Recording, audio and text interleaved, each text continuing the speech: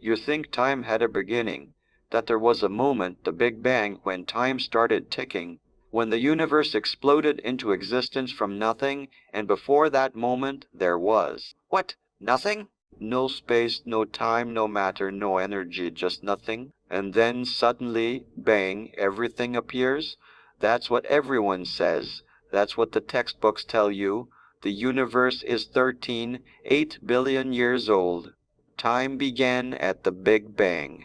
Case closed. But here's the problem. When you actually work through the mathematics, when you take general relativity seriously and follow it all the way back to the beginning, when you combine it with quantum mechanics in the right way, you discover something so strange, so fundamentally different from the simple story, that it changes everything you think you know about the origin of the universe. Maybe time didn't begin. Maybe the question what happened before the Big Bang is meaningless. Not because we don't know the answer, but because the question itself doesn't make sense. Let me show you how I figured this out and why it breaks our intuitions about beginnings and creation. Let's start with something simple, something everyone has experienced, cause and effect. You drop a ball, it falls. The dropping causes the falling. You flip a switch, the light turns on. The flipping causes the turning on. Cause comes before effect. Always. That's how time works in our everyday experience. There's a sequence. There's a direction. There's an arrow. Past, present, future. One thing leads to another. This seems obvious. This seems fundamental. But here's the question that bothered me for years. Does this arrow of time require a beginning? Does there have to be a first cause, a first moment? Or could time extend infinitely into the past, cause after cause after cause with no starting point? Aristotle thought time was eternal, no beginning, no end. The universe always existed. Many cultures, many religions disagreed. They said there must be a creation moment, a beginning. God created the universe at a specific time. For centuries, this was philosophy and theology, not science. But in the 20th century, we got the tools to actually address this scientifically. We got Einstein's general relativity. We got observations of the expanding universe. We got evidence. And the evidence pointed to a beginning. Here's what happened. In 1929, Edwin Hubble discovered something remarkable. He was measuring the light from distant galaxies, and he noticed they were all moving away from us. Not just a few. All of them. The farther away a galaxy was, the faster it was receding. The whole universe was expanding. Now, if the universe is expanding now, that means it was smaller in the past. Rewind far enough, and everything was closer together. Rewind even further, and everything was very close together. Extremely close. Infinitely close. All the matter and energy in the universe compressed into an infinitely small, infinitely dense point, a singularity. And that moment of infinite density, that's what we call the Big Bang. Let me be very clear about what this means. The Big Bang is not an explosion in space, not like a bomb going off, sending matter flying outward into empty space. There was no empty space. Space itself was compressed. The Big Bang is the expansion of space itself. Every point in space was right there at the singularity. When space expands, it carries galaxies with it. Galaxies aren't moving through space away from each other. Space is expanding between them. This is crucial to understand. Now, Einstein's general relativity gives us the equations to describe this. The Friedmann equations, derived from Einstein's field equations, tell us how the universe expands. And when you solve these equations and run them backward in time, you get a singularity, a point where density and temperature become infinite, a point where the equations break down. They stop making sense. You divide by zero. You get infinities everywhere. The mathematics screams at you that something is wrong. When I was a graduate student at Cambridge in the 1960s, this bothered me. It bothered a lot of people. Some physicists said, well, maybe the singularity isn't real. Maybe it's an artifact of assuming perfect symmetry. Maybe in a real universe with lumps and bumps and irregularities, the singularity doesn't happen. Maybe the universe bounced. Maybe it was contracting, reached some minimum size, then started expanding again. No singularity, no beginning, no problem. But Roger Penrose in 1965 proved something remarkable. He proved that singularities are not just possible, they're inevitable under very general conditions. He was thinking about black holes, about what happens when a massive star collapses. He showed that once the collapse starts, once matter is compressed beyond a certain point, nothing can stop it. No pressure, no forces, nothing. The star must collapse to a singularity. This was a mathematical theorem, not a guess, and the conditions he needed were very general, realistic, not idealized symmetry. Real, messy, lumpy matter collapsing under its own gravity must form a singularity. I realized you could run Penrose's argument backward. If collapse leads inevitably to a singularity, then expansion, run backward, must also come from a singularity. With Penrose and Robert Dirac, I worked on this. We developed what are now called the singularity theorems. These are mathematical proofs that under very general conditions, singularities must exist in general relativity. If the universe is expanding now, and if general relativity is correct, and if certain reasonable conditions about matter and energy hold, then there must have been a singularity in the past. The Big Bang singularity is not optional. It's not an artifact of symmetry, it's inevitable. We published this work in the late 1960s and early 1970s. The singularity theorems became one of the foundational results in cosmology. It told us that the universe, as described by classical general relativity, must have had a beginning, a moment when density and curvature were infinite, a moment before which there was no before. Time itself began at the Big Bang. This seemed to answer the question. Time had a beginning. The universe is not eternal. It started 13.8 billion years ago in a singularity. But here's where it gets interesting. Here's where I started to question this conclusion. Singularities are problems. They're places where our theories break down. When you get infinities in physics, it usually means you're using the wrong theory. It means you're pushing a theory beyond its domain of validity. And I realized general relativity is a classical theory. It doesn't include quantum mechanics. And at the scale of the Big Bang singularity, where the entire universe was smaller than an atom, quantum effects must be important. You can't ignore them. So maybe the singularity isn't real. Maybe it's telling us that we need quantum gravity. Let me explain what I mean by quantum gravity. General relativity describes gravity as the curvature of space-time. It's a beautiful, elegant theory, and it works fantastically well for large-scale things. Planets, stars, galaxies, black holes. But it's a classical theory. It doesn't incorporate quantum mechanics. On the other hand, quantum mechanics describes the behavior of particles and fields at very small scales. It's incredibly successful. It explains atoms, molecules, chemistry, solid-state physics, everything at the microscopic level. But it treats spacetime as a fixed background. It doesn't let spacetime itself be quantum. Quantum gravity is the attempt to combine these two theories, to have a theory where space-time itself is quantum mechanical, where space-time can be in superpositions, can fluctuate, can be uncertain. This is incredibly difficult. We still don't have a complete theory of quantum gravity. But we can make progress by thinking about what quantum mechanics does in situations where general relativity predicts singularities. In quantum mechanics, there's something called the uncertainty principle discovered by Werner Heisenberg. It says you can't know both the position and momentum of a particle with perfect precision. The more precisely you know one, the less precisely you know the other. There's an inherent uncertainty, a fuzziness built into nature at small scales. Now, there's a related uncertainty principle for time and energy. The more precisely you try to localize an event in time, the more uncertain the energy becomes. What does this mean for the Big Bang? If time itself is subject to quantum uncertainty, then the notion of a precise moment when time began becomes fuzzy. The singularity, that infinitely dense point at t equals 0, gets smeared out by quantum effects. It's not a sharp boundary anymore. It's a fuzzy quantum region. And maybe just maybe.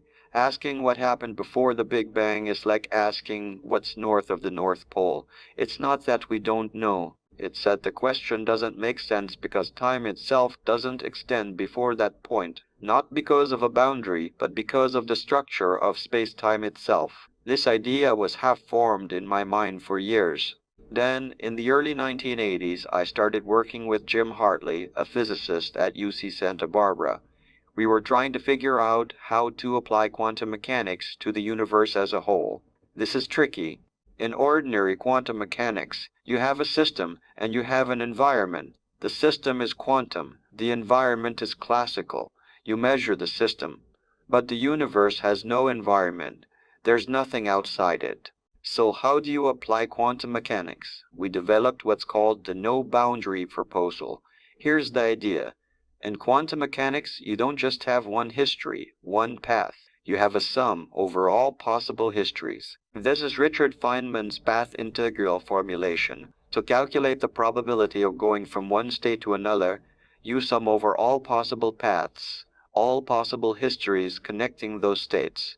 Each path contributes, weighted by a quantum phase. Most paths interfere destructively and cancel out, but some interfere constructively and dominate. Hartley and I said, let's apply this to the whole universe. The universe doesn't have one history, it has a quantum superposition of all possible histories. To calculate the probability of the universe being in a particular state now, you sum over all possible histories that lead to that state. But here's the key question. Where do you start the sum? What are the initial conditions? In ordinary quantum mechanics, you'd specify an initial state at some initial time. But for the universe, there is no initial time. Or is there? We proposed that the universe has no boundary in the past, no edge, no beginning in the usual sense. Instead, the beginning of the universe is smooth, rounded off by quantum effects. Let me try to explain this with an analogy.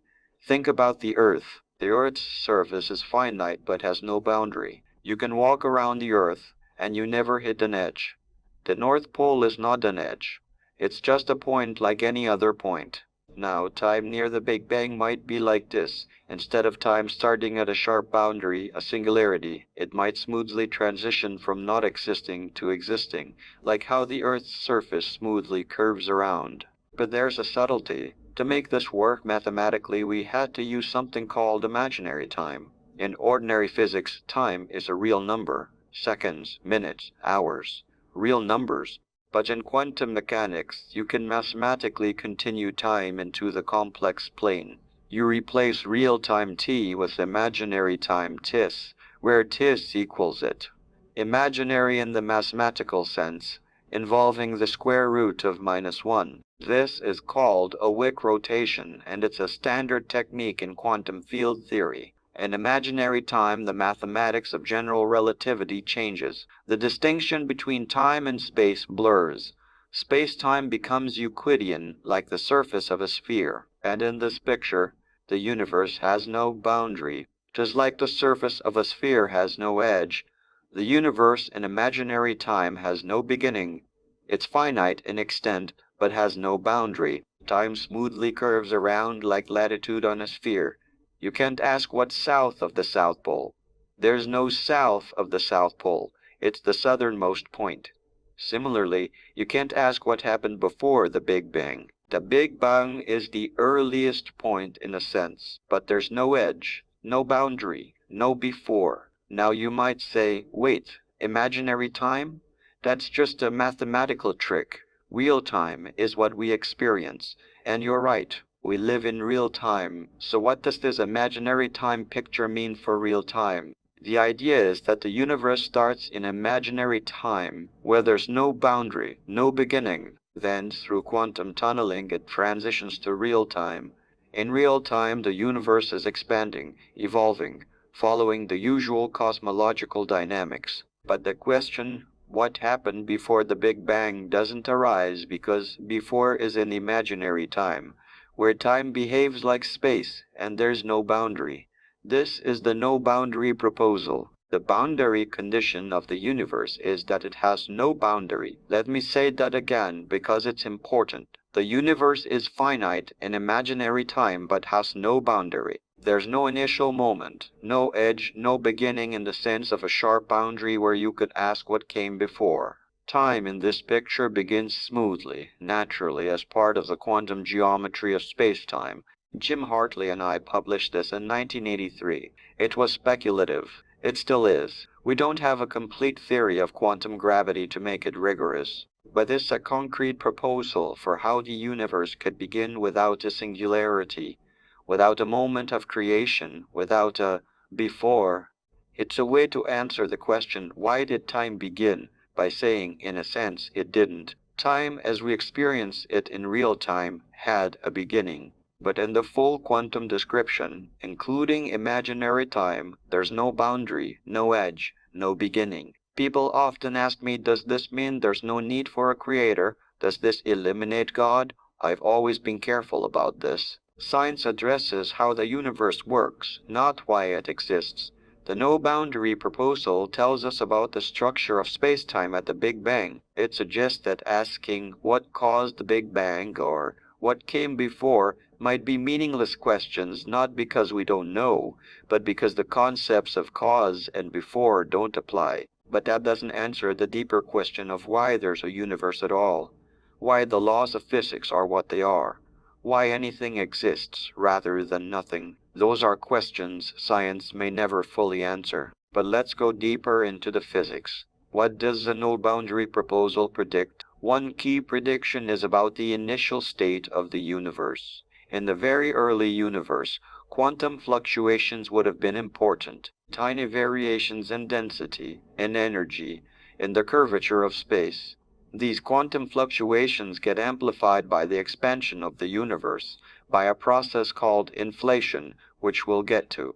And eventually, these fluctuations become the seeds for galaxies, for stars, for the large-scale structure of the universe. The no-boundary proposal makes specific predictions about these fluctuations. It predicts they should be nearly scale invariant, meaning similar at all scales. It predicts they should be Gaussian, meaning their statistical distribution follows a bell curve. It predicts they should be almost but not quite uniform. These predictions can be tested, and in fact they have been tested by satellites like COBE, the WMAP, and Planck, which measured the cosmic microwave background radiation, the afterglow of the Big Bang. The results? The fluctuations are indeed nearly scale invariant. They are Gaussian. They match the predictions of the no-boundary proposal, at least in broad strokes.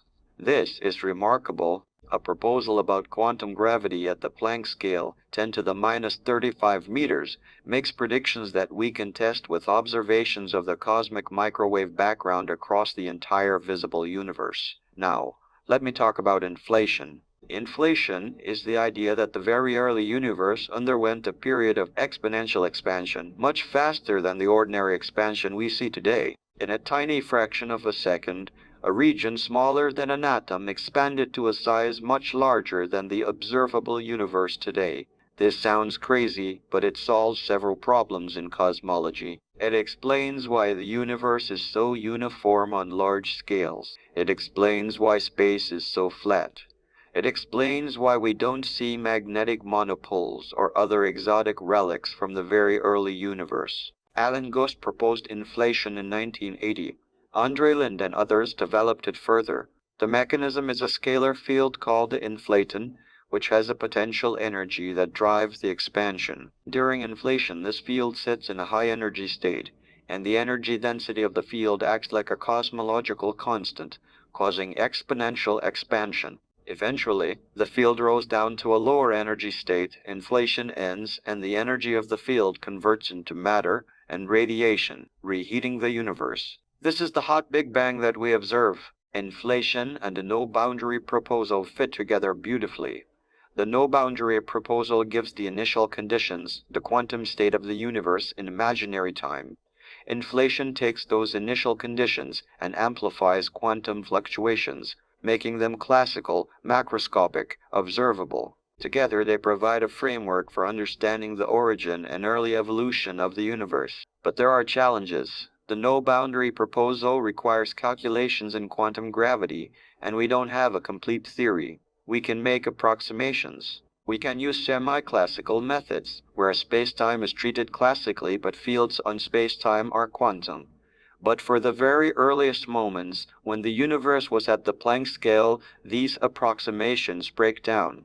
We need a full theory of quantum gravity. String theory is one candidate. Loop quantum gravity is another. Others are being explored. But none are complete. None are tested.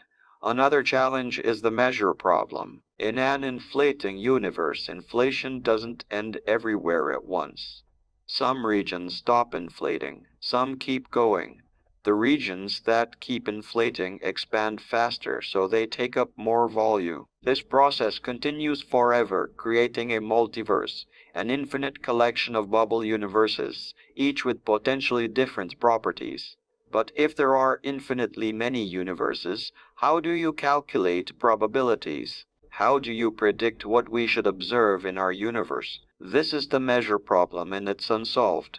Different proposals for how to regulate the infinities give different predictions. We don't know which, if any, is correct. Despite these challenges, the no-boundary proposal remains one of the most compelling ideas for the origin of the universe. It's deeply rooted in quantum mechanics and general relativity. It makes testable predictions, and it addresses in a concrete way the question of what happened at the Big Bang. Let me address another common question. If the universe has no boundary, if time smoothly begins without a sharp edge, does that mean the universe created itself from nothing? In a sense, yes, but we have to be careful about what nothing means. In quantum mechanics, the vacuum is not nothing. It's a seething sea of quantum fluctuations. Virtual particles pop into existence and annihilate. Fields fluctuate. The vacuum has energy.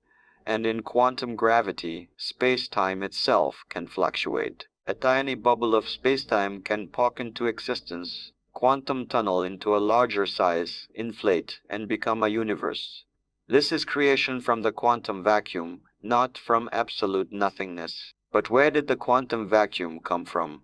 Where did the laws of physics come from? These are deeper questions. Some argue that the laws of physics are inevitable, the only self-consistent mathematical structure. Others argue for a multiverse where different regions have different laws. Others say these questions are beyond science. I don't know. What I do know is that the no-boundary proposal gives a coherent scientific answer to the question, how did time begin? Even if it doesn't answer, why is there something rather than nothing? Let me bring this back to the singularity theorems. I proved with Penrose that classical general relativity predicts singularities. The Big Bang is a singularity. Black holes have singularities. But singularities are places where physics breaks down. They're signals that we need a better theory. Quantum gravity, whatever it turns out to be, should eliminate singularities. The no-boundary proposal is one way to do that for the Big Bang singularity. It replaces the sharp beginning with a smooth quantum transition from imaginary to real time. For black holes, the situation is similar but different. Inside a black hole, general relativity predicts a singularity where infalling matter is crushed to infinite density. But quantum effects should smooth this out. We don't know exactly how. This is one of the big open questions. Does the singularity inside a black hole become a region of high but finite curvature? Does it become a wormhole to another universe? Does it evaporate via Hawking radiation before the singularity forms? We don't know. But we know singularities are not the final answer. Think about the history of this understanding. In the 1960s, we proved singularities are inevitable in general relativity. This was a triumph. It showed the universe had a beginning. It showed black holes have singularities. But then, over the next decades, we realized singularities are problems, not features. They signal the breakdown of classical physics. We need quantum gravity. The no-boundary proposal in the 1980s was an attempt to resolve the Big Bang singularity. Hawking radiation, which I discovered in 1974, showed that black holes are not eternal. They evaporate. This suggests the singularity inside might also be temporary, might also be resolved by quantum effects. Each discovery built on the last. Each insight opened new questions. This is the process of science. You follow the mathematics. You trust the equations. You make predictions. You test them. And when the predictions don't match observations, or when the equations give nonsense like infinities, you don't give up. You dig deeper. You look for a better theory. The cosmic microwave background observations are a perfect example. In the 1990s and 2000s, satellites measured the tiny fluctuations in the temperature of the CMB with incredible precision. These fluctuations are the fingerprints of the quantum fluctuations in the early universe. The data matched the predictions of inflation and, broadly, the no-boundary proposal. This was stunning. We're seeing the consequences of quantum gravity at the Planck scale, amplified by inflation imprinted on the sky. We're looking back in time nearly to the Big Bang itself, and what we see matches what we predicted. But there are puzzles. The fluctuations are not perfectly scale invariant. There are anomalies, features in the data that don't quite match simple models. Are these clues to new physics? Are they telling us something about quantum gravity, about the multiverse, about the nature of time at the Big Bang? We don't know yet. This is active research. Let me also mention eternal inflation and the multiverse. If inflation is driven by a scalar field, and that field can quantum fluctuate, then in some regions the field might fluctuate up instead of down. Those regions would keep inflating. This process never ends. Inflation, once started, continues forever in some parts of the universe, continually spawning new bubble universes. Each bubble can have different properties, different physics. This is the multiverse. It's a consequence of combining inflation with quantum mechanics. Some find it beautiful. Some find it troubling because it's hard to test. If there are infinitely many universes, all with different properties, how do you predict what we should see in ours? This connects to the anthropic principle. Maybe the properties of our universe, the constants of physics, the amount of dark matter, the cosmological constant, are not unique. Maybe they're different in different bubble universes. And we find ourselves in a universe where the properties allow life to exist, because, well, we couldn't exist in a universe with different properties. This is controversial. It feels like giving up on finding fundamental explanations. But it might be true. We don't know. I've spent much of my career thinking about these questions. The origin of the universe, the nature of time, quantum gravity, black holes, the multiverse. These are some of the deepest questions in physics, and we've made progress. Remarkable progress. The singularity theorems showed the universe had a beginning in classical general relativity. Hawking radiation showed black holes are not eternal. The no-boundary proposal showed how quantum gravity might smooth out the Big Bang singularity. Inflation explained the uniformity and flatness of the universe. Observations confirmed the predictions. Each step built on the last, but we're not done. We still don't have a complete theory of quantum gravity. We still don't understand what happens at the singularity inside a black hole.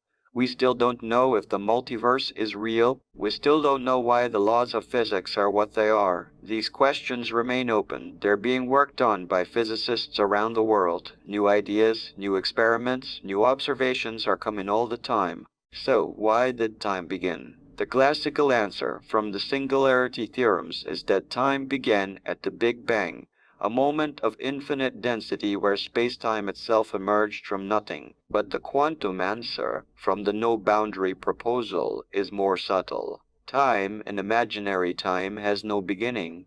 It's finite but unbounded, like the surface of a sphere. The beginning in real time is a quantum transition, a smooth emergence of classical space-time from a quantum state. There's no edge, no boundary, no moment before which there was nothing. The question, what came before the Big Bang, is like asking, what's north of the North Pole? It's not that we don't know. It's that the question is based on a misunderstanding of the geometry of space-time. This is not comfortable. This is not simple. This challenges our deepest intuitions about time, about causality, about beginnings. But that's what science does. It takes our intuitions and tests them against reality. And when reality contradicts our intuitions, We change our understanding of reality and not the other way around. I've been fortunate to contribute to this understanding. The singularity theorems with Penrose showed that general relativity predicts a beginning. Hawking radiation showed that black holes evaporate.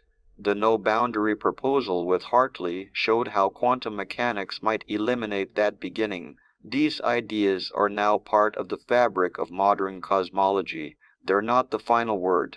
Science never is. But they're steps forward in our understanding of the universe, of time, of existence itself. And that's the beauty of this enterprise. We don't have all the answers. We may never have all the answers. But we keep asking questions. We keep following the mathematics. We keep making observations. We keep testing our theories. And slowly, step by step, we uncover the deep structure of reality. Not because it's comfortable, not because it confirms what we already believe, but because it's true. That's what I discovered. Not comfort, not simplicity. Truth.